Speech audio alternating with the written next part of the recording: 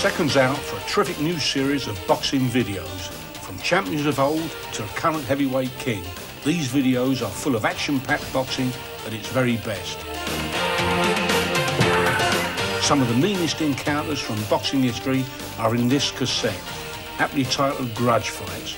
Just before World War II, the American Joe Louis fought the hero of Germany for the world heavyweight crown. But there was a lot more at stake than just the title. 10 years later, and Rocky Graziano and Tony Zhao really went to town when they fought for the world middleweight title. Rumour has it they didn't like each other, in or out of the ring. Nearer to home, and here's a punch I'll never forget. When he had recovered, Ali went on to win the world title, and he and his arch-rival Smoking Joe Frazier relived their historic fights, including the Thriller in Manila. These are just a few of the tough battles featured in Grudge Fights. In two separate programmes, the awesome Mike Tyson compares the style of some of the greatest boxers from past and present. And as a result, both cassettes are fascinating insights into the youngest ever world heavyweight champion. Now this is what you call boxing, what Mr. Fogg is doing. He's coming forward, he's jabbing, he's not going backwards, he's making a fight, because back in these days, if a gentleman were to run and stink the place out, he perhaps wouldn't get paid. For a closer look at some of the best fighters of all time, 5 programmes are devoted to individual boxers. Here's Jack Johnson, the first black heavyweight to become world champion. This cassette follows his successful career in the ring and his controversial private life. Jack Dempsey, nicknamed the Manasseh Mauler, whose aggressive style revolutionised boxing and made him a hero of his day. A great video of a true champion. The Brown Bomber, Joe Louis, world champion from 1937 to 1949. This video takes you ringside for the longest reign ever at the top in heavyweight history. The legendary Rocky Marciano, a fighter who has inspired 1 or 2 Hollywood films. This video features the man himself and the real-life drama of a great undefeated champion. The man who shook the world, Muhammad Ali. After Clay backs Liston to the ropes, he verbally challenges the champion, sets him up for the left-right combination that opens a cut under Liston's eye. I must be the greatest. I told the world. I told the God everything. And unless Leon Spinks has got some superhuman effort in him, the new champion, Muhammad Ali. Powerful tribute to a fighter many will always regard as the greatest. And finally, watch out for boxing's greatest fights. Mike Tyson takes a look at a whole bunch of nerve-shattering knockouts and devastating power punches, and a few rarely seen KOs with a difference. There it is. I'm off to get this great range of boxing videos right now. On sale now from all good video outlets.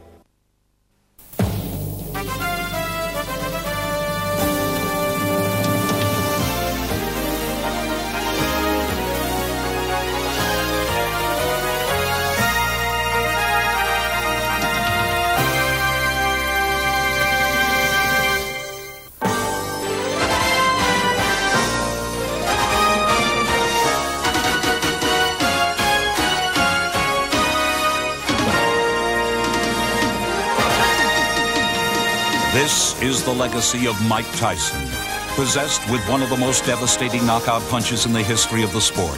This incredible specimen of boxing talent has, in a few short years, risen from the daily struggle for survival to the elite class of the world's greatest champions. He is a superstar of the 80s whose records are at the top of the charts. These are Mike Tyson's greatest hits. Hello, I'm Mike Tyson. Those of you who followed my boxing career know I've accomplished a lot in a short period of time, It happened way back in 1980 when I first met Customato, the world-famous trainer and manager. After training such great champions as Floyd Patterson and Jose Torres, Customato opened a small gym above a police station in upstate New York, leaving the world of big-time boxing behind. Until he met a 13-year-old delinquent from Brooklyn, brought to him from a nearby penal institution. Cus knew if he would dig deep enough with this troubled youth, he would uncover a jewel. Back and forth like this. Okay. I'm not a creator. What I do is discover and uncover.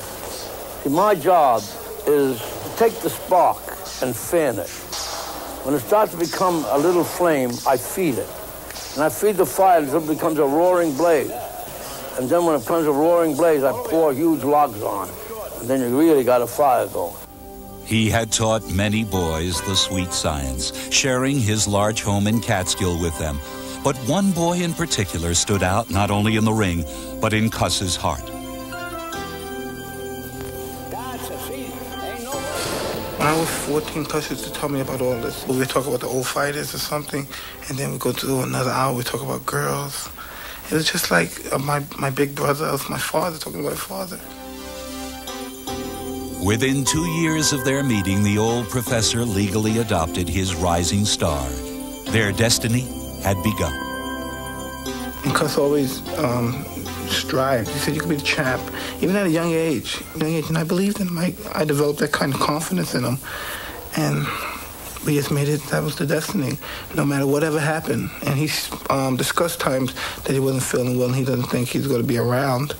But he said, no matter what, the job must go on. Guided by the teachings of the master, Mike Tyson set about changing his life, and in time, the entire boxing world.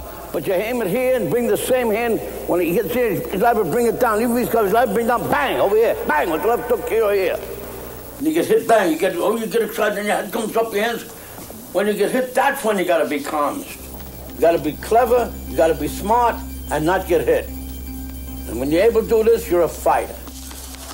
As a fighter, Tyson first entered the amateur ranks. His impact was immediately felt.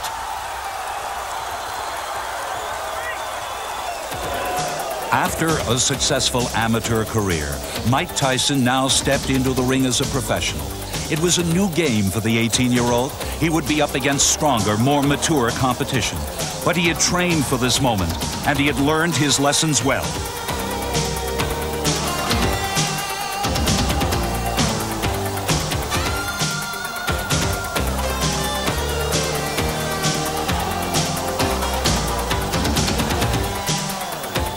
As he had been taught, he was putting on a great show. But as his reputation grew, so did his impatience for bigger stakes. The results were now all too familiar to the men who faced him.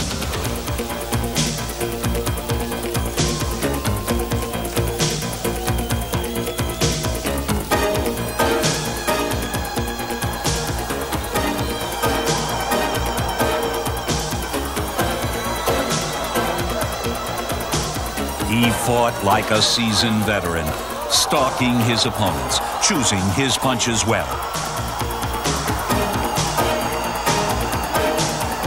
He could mix it up, exchanging combinations, and then pick a target, punishing the body.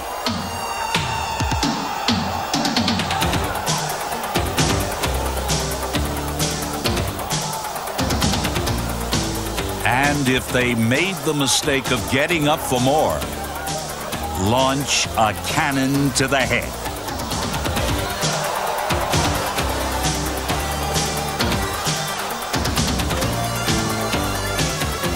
Compact, quick, and incredibly powerful, he fine-tuned his knockout punch. His confidence soared. With Customato's guidance, Mike had gained the respect of the public and his peers. In the ring, he had conquered his fear. But now there was an even greater challenge. And this time, he had to face it alone.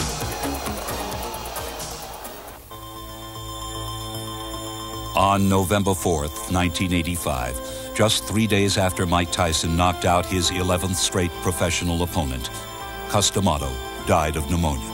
Though the master was gone, his voice still echoed in the gym he called home. Your mind is not on your way. There's something distracting you. And remember, it's always good to throw the punch where you could hit him and he can't hit you. That's what the science of boxing is all about. The master instilled in the student his experiences and thoughts to carry him through his journey. Words were his tools, words that are still very much alive today. You know what I like about it's about the coward and the hero, that both of them feel the same. It's what they do that makes it different. In other words, the hero feels just as frightened as the coward. But it's just that the coward, he runs. Instead of the hero, he feels the same, and he has the discipline and just makes himself go through whatever has to be done. It's what he does that makes him a hero, and what the other fellow doesn't do that makes him a coward. It was D'Amato's philosophy to build will rather than skill.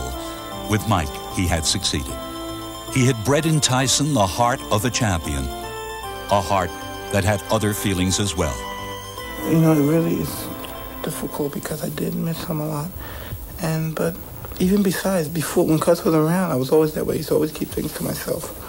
I always kept things to myself. But it's just that I let some things out. I spoke to him about some things that were on my mind. But when things get on my mind now, I don't talk to anyone about it. If Cus was around, he would tell me things. And he would explain this is what I would do. And so I would tell him, yes, but just don't worry about it, Cus. Everything's going to be all right. And he knew not to worry about it. There's no way we could fail. We must succeed. Determined not to fail the memory of his beloved tutor, Mike returned to the ring with a vengeance. Immediately setting a course on the road to the heavyweight title. A passion for victory exploded in enormous blows.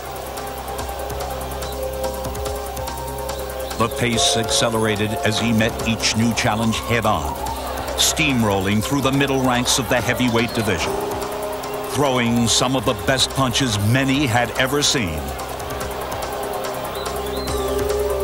And some not even seen at all.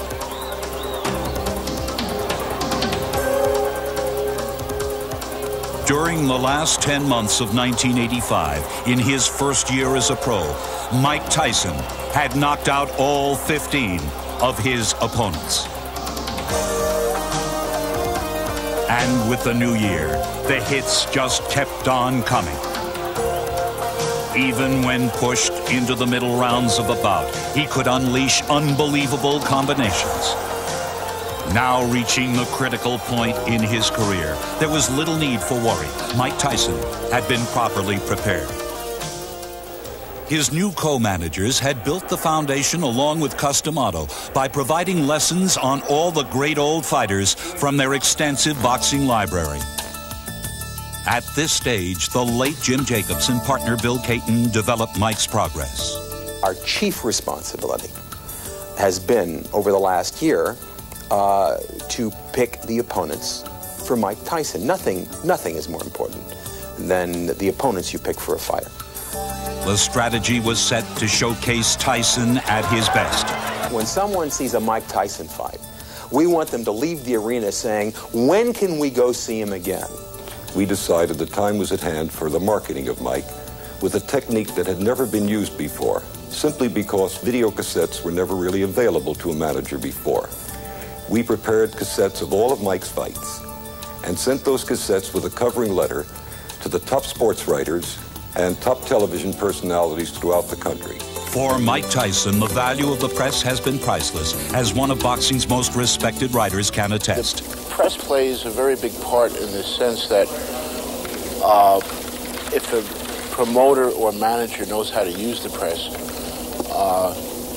you get the amount of ink, the timing of the ink, in such a way that getting a title shot pays. Anybody can get a title shot if you want to pay for it. The idea is to get the title shot so it pays you. That meant generous contracts, both from network television and a long-term deal with HBO. I don't believe there's ever been a fighter who has reached this prominence this quickly in the history of boxing. Yet, as the center of all this attention, Mike, like the pigeons he raised, sometimes wished he could just fly away. But can I tell you something? People wouldn't want to be in my shoes. They really think so because they say, wow, I can make money, I can get rich. But if they had to go through some of the things I had to go through, I think they would cry. Sometimes it's so depressing you got to go through. They always want something. They want to find a way to get your money. It's always people just as hard as you work in a gym. There's people working that hard to separate you from your money. I'm doing my job 100%, and I expect them to do their job 100%. The result's a foregone conclusion. There's no way we could fail. The next step would be a network television debut in front of a partisan home crowd. Tyson was aggressive but wary, measuring his opponent through 5 rounds. There was some question about his stamina until he punctuated the answer with a swift uppercut.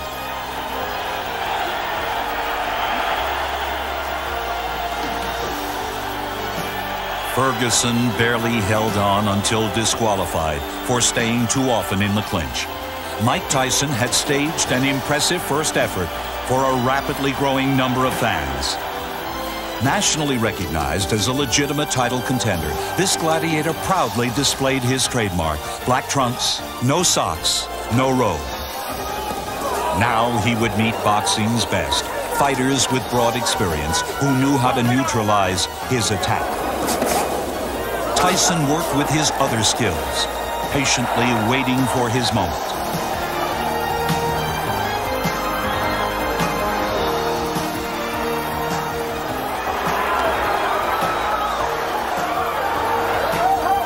But this was a tougher breed of boxer than he was used to, and despite the victories, it was hard for him to control his frustration.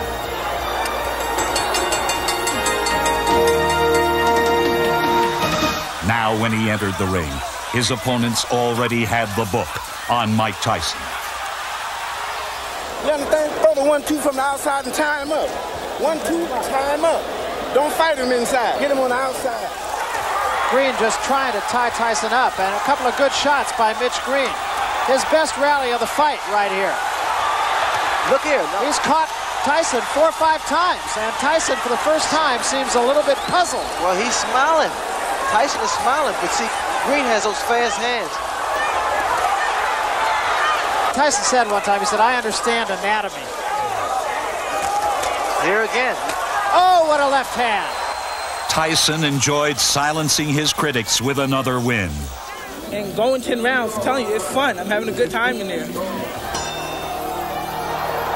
And the fun continued, but not for the men who chose to step into the ring with Mike Tyson.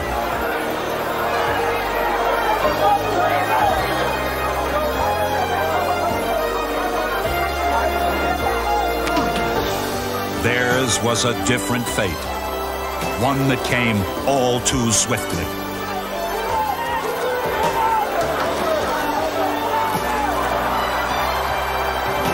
Once again, the look of a devastating knockout puncher returned. Still, his critics wondered if Mike Tyson could hold his own against the big heavyweights, the ones who could take a punch and come back for more. Piece goes, and Tyson is on top of him. Rebalta ties him up. He's still got a long way to go in this 8th round, halfway. There's a big right hand, and Rebalta is about to go. Ties him up again, showing a lot of moxie. Oh, what a shot, and Rebalta's down. He is up, but he is in some trouble.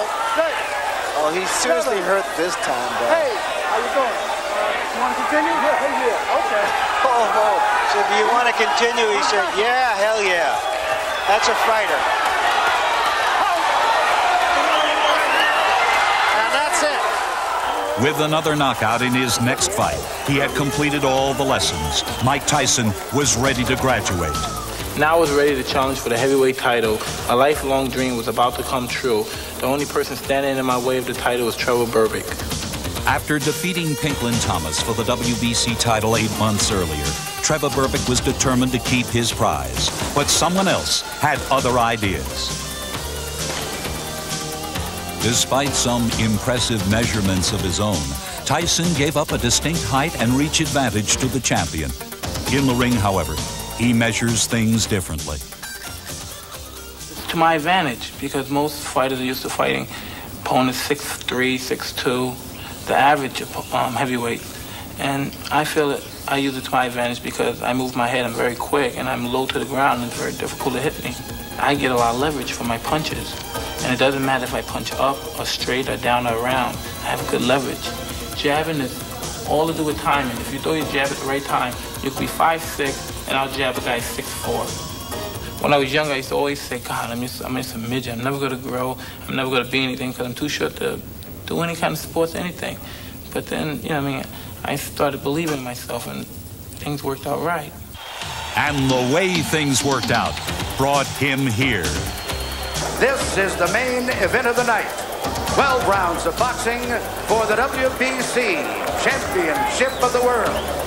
At age 20 years, 4 months, and 22 days, Mike Tyson could, with this win, become the youngest heavyweight champion ever, surpassing the record of Floyd Patterson. The key in this fight for Tyson is to be patiently aggressive, not to fling himself into clinches as he has done. The key for Berbick, in my judgment, is to hold him off and smother Tyson and hope for a long fight that wears him out. Then he could be in the hunt. Well, I feel is imperative for both fighters to keep those hands hot. Both wearing black, Berbick with the high black stockings. Left hook, Tyson. What's Berbick's trying to do? He's trying to overpower Mike Tyson. And he's abandoning doing what he normally does best, and that is to use his whole body, to use those broad shoulders.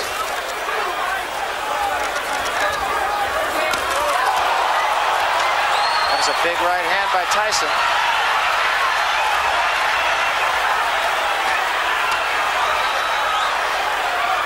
This crowd is right into this fight, right at the bell. I would not be surprised when these guys go down because they're throwing big shots, and both fighters are a little cold, a little stiff here. A little tight. Right hand, Tyson, and a left behind it.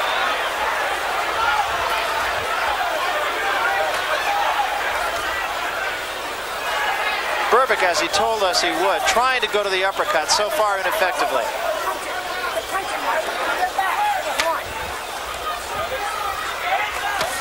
Big right hand, Tyson.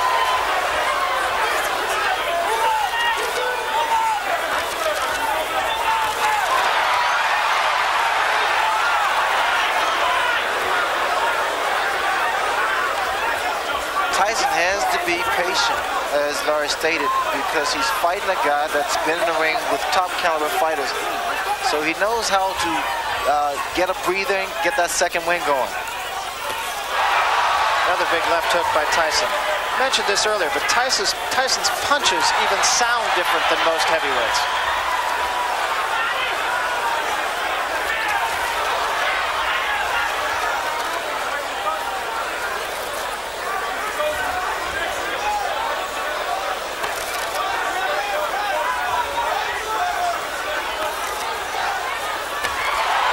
That was an attempt at the uppercut by Mike Tyson. It wasn't a clean shot.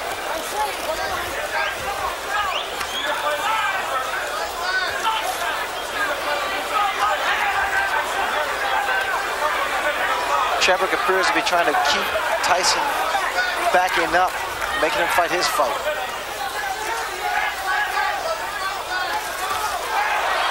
Another good left hand by Tyson, and a right behind it, and Berbick is rocked. Berbick in trouble here.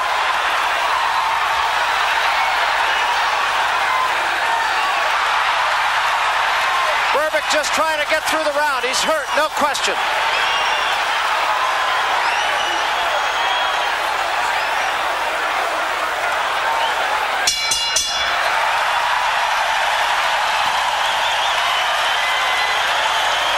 was a big, big round for Mike Tyson, not only because he showed he had faster hands and beat Berbick to the punch, but because he did show the patient aggressiveness that we talked about earlier. We have to remember that Trevor Berbick has never been hit by punches as hard as he's being hit in this fight, and you never know how a man is going to respond to that.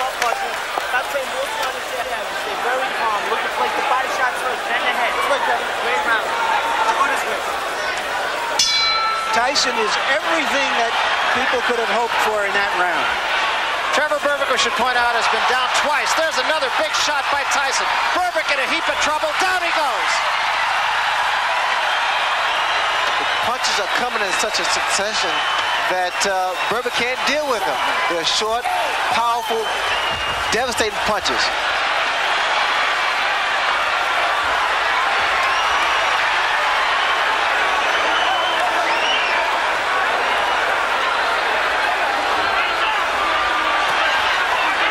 Berbick is still hurt.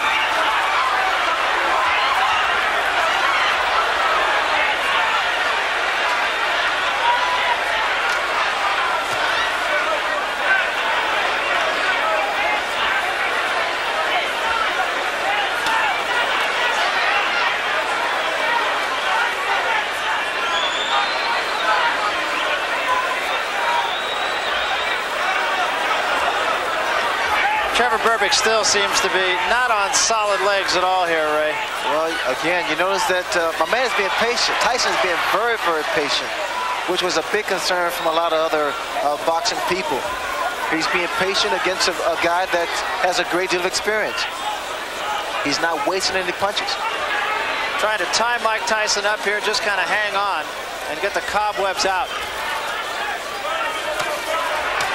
Oh, another big right hand, and Berbick is in trouble again. Tyson is perpetual motion, and the reason he's so dangerous, Barry, because he continues to throw those punches. One thing I've noticed in Tyson, he actually turns southpaw because he can knock you out with either hand.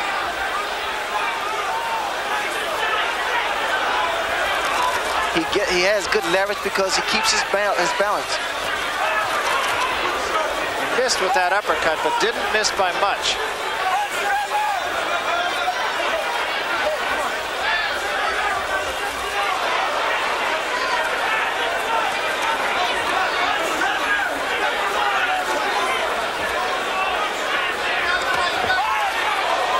A right to the body and an uppercut to the head, and Berbick is down.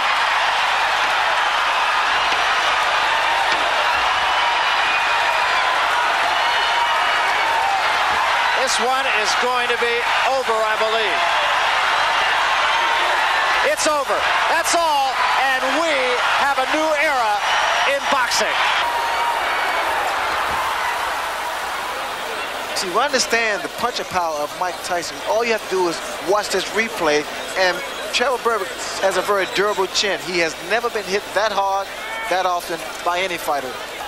Just tremendous shots and very quick hand speed. He set up the last knockdown with a shot to the body and came right back behind it. And you could see at this point that Trevor Berbick was not about to get back up. Mike Tyson did what Mike Tyson normally does, and that's fight. Yeah, and he does. That's with a capital F also. His mark was written in boxing history. Mike Tyson had become the youngest heavyweight ever to be called champion. After a well-deserved rest, the new champ brought his crown jewel into the next step of the heavyweight unification series. This time, the prize was Bone Crusher Smith's WBA title. The first right hand by Smith, nowhere near its mark. It's also a straight right hand, and Smith will often come from right to left. There was a body shot. That was not a punch. That was not a punch. Tyson got off the floor and looked at Smith with disdain, as if to say, are you kidding me? You think that's a punch?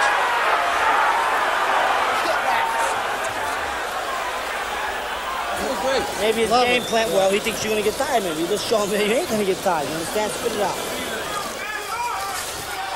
Tyson is trying everything he can to try to get in one good punch.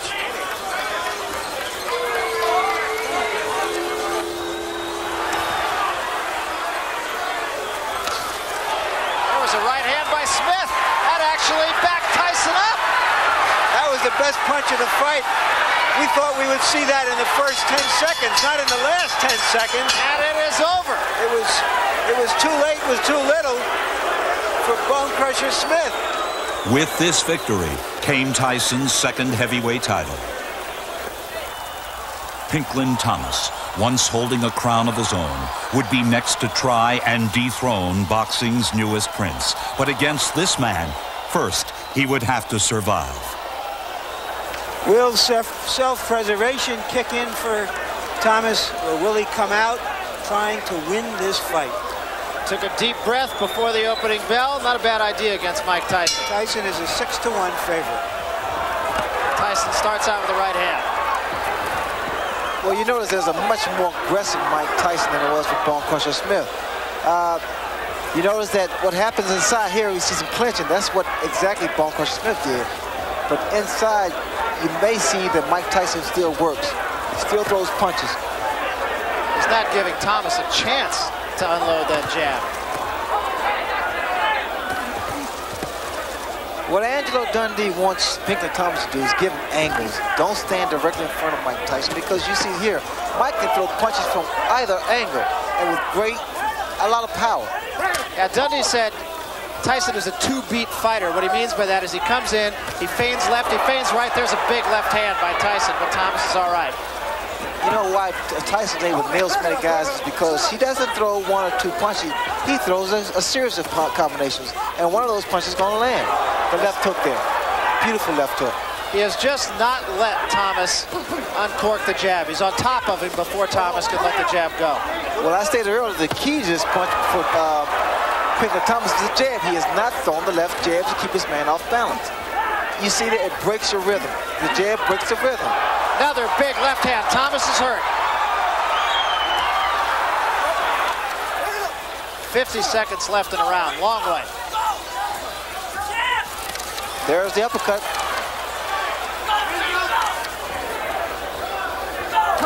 And a big left hand right on the jaw of Pinklin Thomas. Thomas is in all kinds of trouble. Still 30 seconds to go in the round.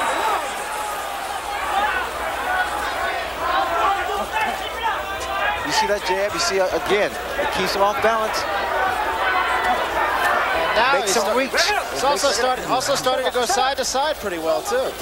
That jab, as long as you use it consistently, will keep anyone off balance. It'll make you reach in, your right hand will land, and you'll find it'll be a much easier fight. Pinklin Thomas really is almost starting to control the tempo of the fight. Tyson is almost fighting Thomas's fight rather than the opposite, and I've never seen that happen. Thomas is holding him a little bit. I'm waiting to see Mike Tyson throw that bolo punch, kind of bolo, double right hand, right hand to the body and right hand to the head. That's another round for Pinklin Thomas, in my book. Bad intentions. Bad intentions, baby. Bad intent. What's the matter? I'm getting tired. He's getting tired. Something has happened to Pinklin Thomas's glove. Yeah, we got it. And we wonder now what's happening here, whether he thinks Thomas is tired and he's done something. Remember the famous incident with the cut glove of Muhammad Ali when he fought Henry Cooper. You also remember early in this round that Mike Tyson commented to his corner that he thought Thomas was getting tired. So I'm just wondering whether Angelo is pulling something right here.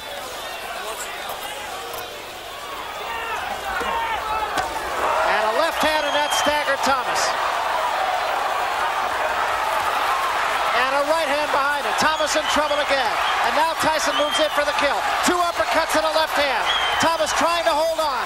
Serious trouble, and down he goes.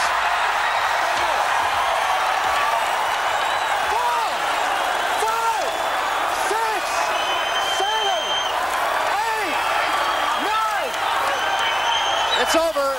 It is over. Thomas did not make it by the count of 10. You heard in the corner before that round Kevin Rooney saying, start throwing punches with mean intentions. In effect, he was saying, can those jabs I've been telling you to throw for the first 5 rounds and start throwing some real punches.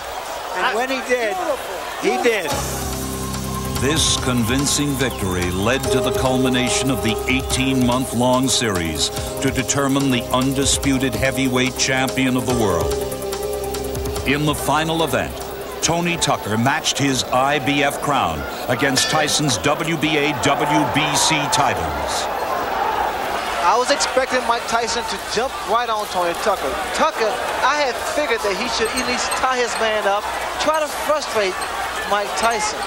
But is he strong enough to do that? Well, that was a good right hand by Tucker. That might have been the best shot that Mike Tyson has ever taken right there. Did you notice that uppercut blocked Mike Tyson? This man, Tucker, may have found out a weakness. He may have seen something. Technically speaking, no one gave Tucker a chance, but there are miracles here. The last time Tony Tucker lost a fight was in 1978. You know, a lot of times people say, well, what do you see in Mike Tyson? And we always felt that he was susceptible to take jabs, but I think what Tucker saw in Tyson was the uppercut. He was susceptible to the uppercut because of the style, the way he launches in. That was one of the few times I have ever seen Mike Tyson stopped by a punch. Again, a right hand, but he took a right from Tyson. And another big right by Mike Tyson.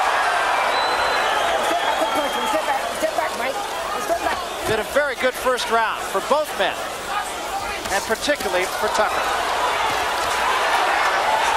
A great left hand at the bell by Tyson.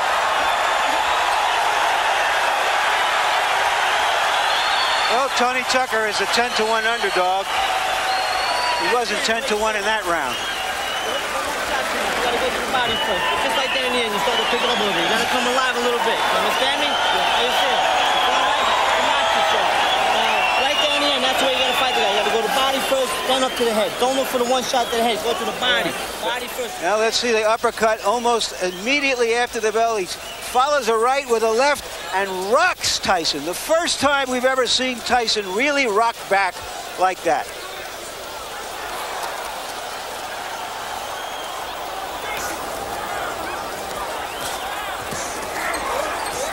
There was a good right hand again by Tucker.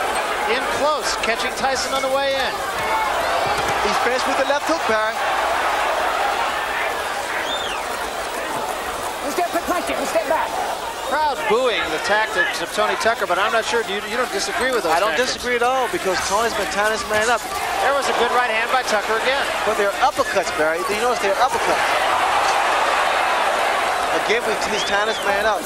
Frustration should show the face of Mike Tyson.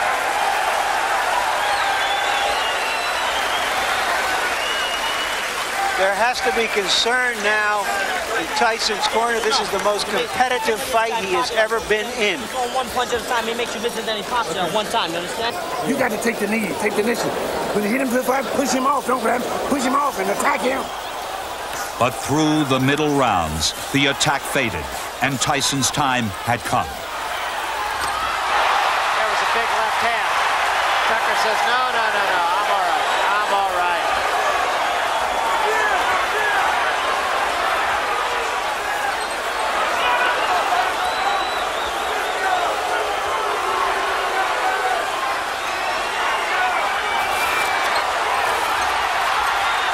Tyson finishing with a flourish. And so is Tucker. Great finish to a pretty entertaining evening.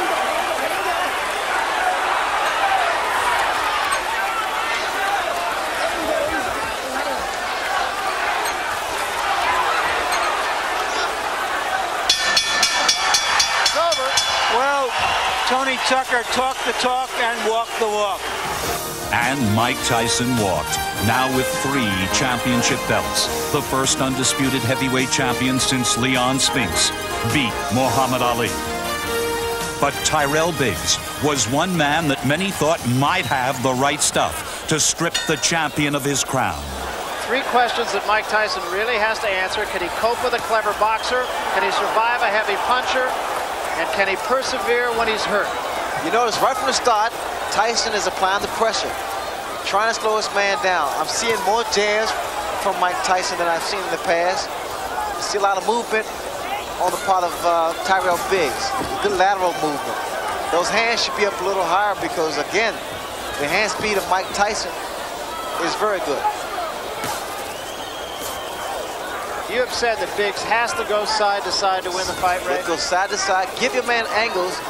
Throw the jab like he's doing now, not to let Tyson set up.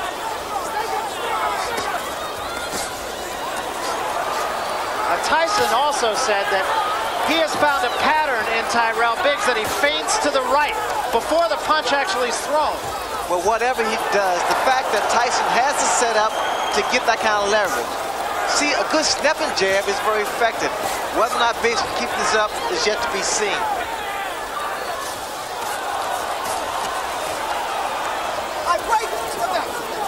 And now the cut over the left eye, and it's pretty bad. It's the same eye, the same cut. And another big left hand, and Biggs is hurt. That 6 was beautiful. Let's see, 6-5-1, 6-5-2-1. Oh, come on, this guy's gone. Now listen, come on, you're better fighter than him. Fire from your chin, though. The guy can't fight inside, so if you got no legs, fight him inside if you got. Those numbers you heard were a fight combination.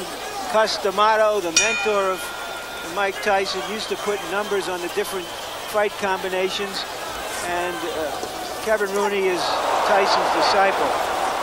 I heard something interesting in Biggs' corner. Benton told him, his trainer said, if your legs are gone, stand there and fight him. Stand toe-to-toe and fight him. So apparently the legs of Tyrell Biggs are shot.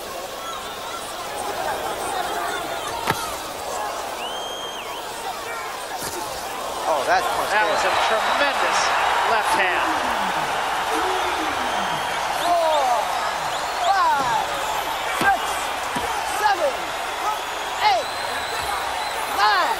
How do you feel, Coach? Okay? Oh, this is it. He is gone right now. He has no legs at all. And 10 seconds to go in a round. There's a left hand. He's down again. It's over. It's all over. And it wasn't even close. Here's the final knockdown now. No, I think it's the power and the fact that Mike Tyson actually wore his man down. It seemed no ordinary man could beat Mike Tyson. But next, he had to face a legend. After the big fight, there was a new challenge. Larry Holmes, who was champion for 7.5 years until Spinks beat him in 1985. Now it was my turn and my era. For this newest opponent, Tyson stuck to the same old game plan that had brought such great success before, one that included a great measure of sacrifice. No one wants to get up at 4 and run when it's pitch dark. It has to be done. And the only reason I do it so early is because I believe that the other guy isn't doing it, and that it gives me a little edge. The most difficult part about fighting is the training, because believe it or not, the easy part about fighting is the fighting. To achieve victory, he knows he must repeat steps he has taken many times before. Around a month before the fight, the only thing I think about is just training, constantly training. I enjoy it, but it gets sometimes boring because it's just constantly repetitious, over and over, same thing, over and over. Snap, you put it like that. There you go. Trainer Kevin Rooney's unique methods have produced results in the ring. Well, the purpose of the slip bag is to get the fighter moving his head, to get him in the habit of moving his head correctly. The right hand, left hook, right hand. Now give me 1-5-1. We use a number system where I call out the different numbers for the different punches. 9, 10, 11. Body, head. When Kevin tells me the numbers of 4, 5, 6, I know exactly what they are. I don't even have to think. But it is at times difficult to get boxing off his mind. 80% of the training is all emotional. I try not to think about the fights, but usually I always think about the fight in my mind. While I'm in training, I would dream about the fight. And I always dream that I lose. It's very scary. Oh my God, what am I going to do now? And it's funny, when you dream you lose, you wake up, and you wake up thinking that you lost. And it's scary. But when Mike Tyson entered the ring against Larry Holmes, He wasn't scared. He was angry. Angry at his opponent, who had openly attacked his character in the press. I'm going down in history, not Mike Tyson. He go down in history as an SOB. If he do happen to win the fight, down the line, he's going to destroy himself. Mike Tyson, however, would do his talking in the ring. Round one. I called Larry Holmes from my home, and he said that, Ray, I would not run for Mike Tyson, which implies he's ready to exchange punch for punch. Ray, I have to ask you, Eddie Futch said anybody with an iota of tactical wisdom would go after the body and take away Larry Holmes' legs. Agree? You notice exactly, but you see what Larry Holmes is trying to do. He's trying to use that reach advantage. Keep that stiff hand out there and not let Mike Tyson get his punches off. Again, we see Mike Tyson not throwing punches inside. We see a lot of tying up from Larry Holmes, and we should see a lot of tying up. Holmes does work the body, rather Tyson works the body earlier. Again, Larry's preserving those legs. He's not doing a lot of dancing, a lot of moving, but you need to see more jabs. He's keeping his man off by extending a stiff left hand. Tyson's having a few problems here, not being able to measure Larry Holmes. And I think that's what Larry Holmes has in mind, to try to frustrate Mike and make him run into him. I think Mike Tyson should pick up the pace. He's fighting Larry Holmes' pace. What Tyson has to maintain is his composure. He can't get frustrated. Those are the kind of shots that create a lot of damage. Holmes is complaining about a low blow, and I think he was right. Joe Cortez says keep him up to Mike Tyson. That was a big right hand. Best punch of the fight. Followed up by another good punch right after the bell. Keep your knees bent, your defense tight, but keep your balance. Working behind a good hard jab. Big one, big one, big one, big one. All right, Big Jack. So, another one. It was Customato who said that sometimes a great old fighter who appears to be shot can pull together one big effort. Look at Larry Holmes. Larry Holmes is trying it right here. Look at the jab. It started to stick out and snap. And the crowd is really into this, has been from the opening bell. Look at the jab. Larry hands it down. He's popping the jab. Watch. Listen to the crowd now, Barry. It's fascinating how they change all of a sudden.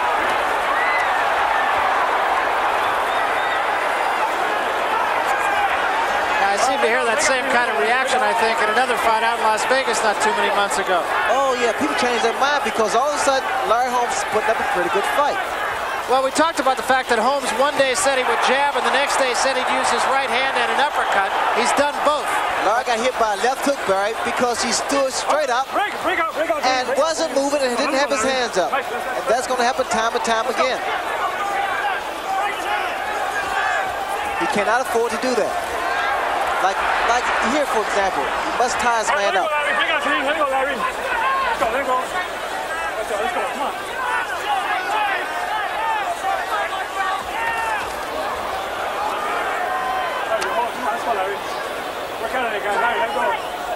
Break out clean, let's go. You got the hole, let's go.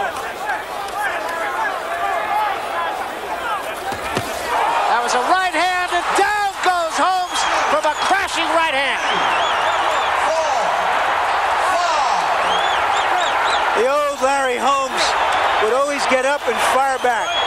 But he's in against a guy who is a tremendous finisher. What? And down he goes again from another right. There's a full minute left in this round. Larry trying to clear his hands while he's walking around. What he needs to do now is either tie his man up. He can't move because he's not steady. He needs to hold on. It will take every bit of savvy that this man has. Tries to fight back. Still 40 seconds left. He's still on Queer Street. And took another big right hand. 30 seconds left. Tyson Tyson just looking for the one shot. Well,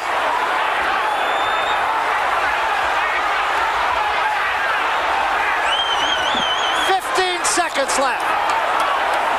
Tyson still has to be careful because Larry, oh, that shot, that's huge it. right hand. That should be it. And down goes Holmes, and that's going to be it. It's over. That's all. The torch had been passed from the old king to the new king of boxing. Mike Tyson didn't realize the extent of his worldwide celebrity until he came to Japan to defend his championship against Tony Tubbs. When he arrived, the reception was overwhelming in any language. So I really would like to thank you graciously to invite me to your country, and I look forward to giving you a good show. And if there's any questions you'd like to ask, I would like to gratefully answer them. No one speaks English. His fans were everywhere. The eyes of an entire nation were focused on this new age samurai. Mike Tyson is sexy. Giant. He is a symbol of the United States. For Tyson, this was something entirely new. I feel like I left Earth and went to another planet. I never experienced anything like that before in my life. Around a bunch of people just surrounded around me. I'm so excited to just be around me. It was an experience I don't know if I will experience again. I feel everyone should know who the world champion is. And in my mind, before I ever traveled to another country to fight in a world championship contest, I thought, yeah, everyone should know the champion of the world. But God, man, I would have took second thought if I knew it had been like this. The objective was to capture the hearts of his Japanese fans. The target, Tony Tubbs, who at 244 pounds thought his bulk could stand up to Tyson's muscle. The startling hand quickness that Tubbs brings, startling partially because of the shape of his body. Well, here with Tubbs, the uppercut, I also noticed the uppercut of Mike Tyson. He's able to throw the same punch twice, under and over. Tyson missed with the left hook. Earlier, he had landed a wicked right to the kidney. Look for a looping right hand by Mike Tyson, because that's the punch I see that Tubbs is vulnerable to. He keeps dropping that left hand. 1 minute to go in round one. Tubbs landed a left and ducked away effectively.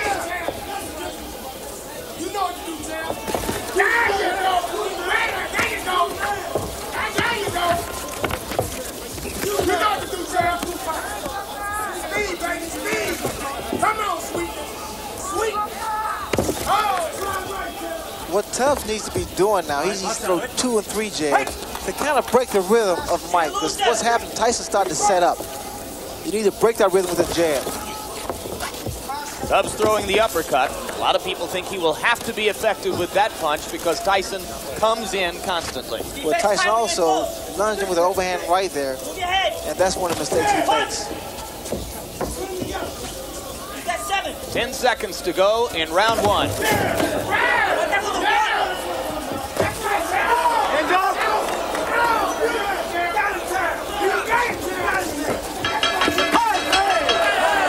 One punch after the bell, and now Mike Tyson returns to his corner. I thought Tubbs fought a very effective round. I gave him the round. He landed some hooks, and he went to the body as promised. Remember, he told us that nobody has gone to Mike Tyson's body so far. Okay. Second down. Second down. Okay. Second down. Round 2.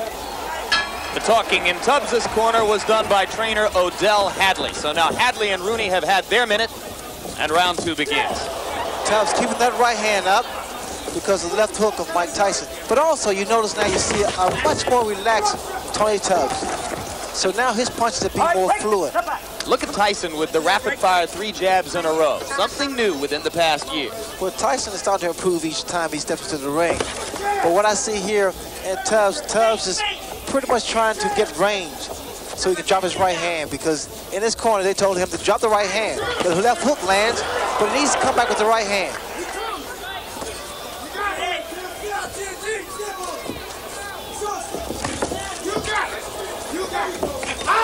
There's the right hand, Jim, I spoke earlier about. You must give Tyson angles. You can't remain stationary. Hands must stay up and stay out of the corners. But indeed, Tony acknowledged in talking with us, Ray, that you couldn't finesse Tyson completely. You have to be willing, as he said, to fight him. Well, you saw that double punch with one hand, sort of a Bolo type punch. And those are the type of punches do a great deal of damage because the body shot and then the uppercut. Raises the chin up, and then the left hook comes into play. Good uppercut by Tubbs inside. Snap Tyson back a little.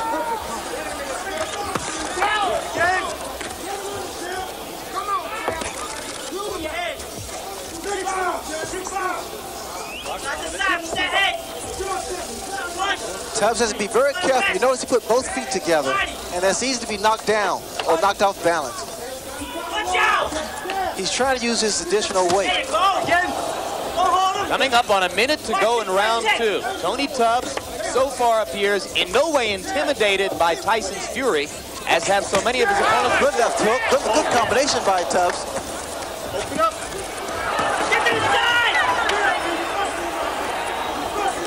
You know, Tubbs just trying to gain respect, and I think he's done that.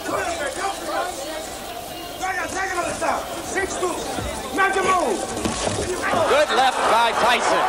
Tubbs reels. Those hands must be kept up higher. And again, like I stated earlier, Jim, I don't think it's a good idea to exchange punches with Tyson. Good body shot, but you need combinations now. 30 seconds left in the round. Both fighters have had their say here. I couldn't tell whether or not the punch hurt. Tubbs is hurt. Tubbs is hurt badly. It was a left hook. And it's over. Odell Hadley has jumped in the ring. The fight is over. This was a man who had picked himself up from the mean streets of the city to stand at the pinnacle of his sport. This era belonged to Mike Tyson. So there you have it. I hope you enjoyed taking a look back at my career. And believe me when I tell you, the best is yet to come.